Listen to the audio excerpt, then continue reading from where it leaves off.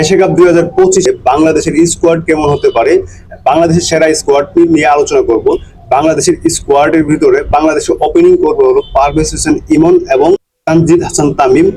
1 ডাউনে খেলবেন হলো লিটন কুমার দাস, 2 ডাউনে খেলবেন হলো সাইফ হাসান, 5 নম্বরে খেলবেন হলো তাওহিদ হৃদয়, 6 নম্বরে খেলবেন হলো শামীম হোসেন পাটোয়ারি, 7 নম্বরে খেলবেন হলো জাকির আলী অনিক, 8 নম্বরে খেলবেন হলো রিশাদ হোসেন, 9 নম্বরে খেলবেন মুস্তাফিজুর রহমান, 10 নম্বরে খেলবেন হলো তাসকিন আহমেদ।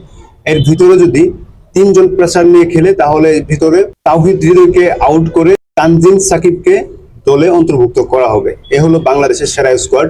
ওই দিয়েই বাংলাদেশ আশা করি এশিয়া কাপের শুরু করবেন এবং বাংলাদেশ এবার গ্রুপ বি তে চ্যাম্পিয়ন হওয়ার মতো যোগ্যতা রাখে, কারণ বাংলাদেশের যে বর্তমানে প্লেয়ারের কম্বিনেশন এবং যতটুকু কনফিডেন্ট বাংলাদেশ দাপটের সঙ্গে টি-20 খেলছে, আশা করি এই টি-20-তে এই এশিয়া কাপে বাংলাদেশ এশিয়া কাপটি ঘরে নিয়ে ফিরবে এবং আমাদের স্বপ্ন পূরণ হবে। কারণ আমরা অনেক দিন ধরে দীর্ঘ 20 থেকে 25 বছর ধরে আমরা ক্রিকেট খেলা দেখি, অথচ বাংলাদেশের কোনো অ্যাচিভমেন্ট নাই। যদিও সাকিব আল হাসান এই এশিয়া কাপটা থাকলে পরে আমাদের মনে হয় যে সাকিবের স্বপ্নটা পূরণ হতো, কারণ সাকিব এখনো কোনো ট্রফি পায় নাই।